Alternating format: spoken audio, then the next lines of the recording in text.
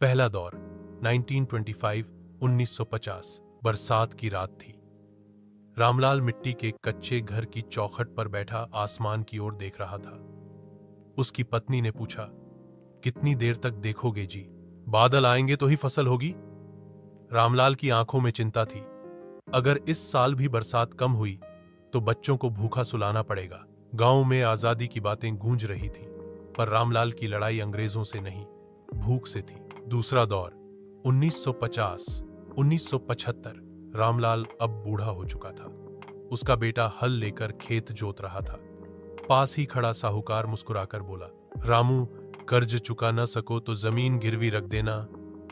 रामलाल ने गुस्से में बेटे से कहा, बेटा, मिट्टी ही हमारी मां है, इसे किसी के हाथ मत देना। हरियाली क्रांति की हवा गांव तक पहुंची, लेकिन छोटे किसानों के लिए अच्छे बीज और खाद सिर्फ सपने बने रहे। तीसरा दौर 1975-2000। रामलाल का पोता स्कूल जा रहा था। उसकी आंखों में पढ़ाई के सपने थे, मगर कुछ सालों बाद पिता ने कहा, बेटा, खेत पर हाथ बौंटाए बिना हम गुजारा नहीं कर पाएंगे। लड़के ने किताबें बंद कर दी और बैलों की जगह ट्रैक्टर चलाने लगा। गांव में बिजली आई, उपज बढ़ी, मगर मंडी में व्यापारी ने हंसते हुए कहा, धान का दाम यही मिलेगा, चाहे जितना मेहनत कर लो। चौथा दौर 2000-2025। अब रामलाल की चौथी पीढ़ी जमीन पर खड़ी है, पर पोता मोबाइल पर मौसम का हाल देखता है। मशी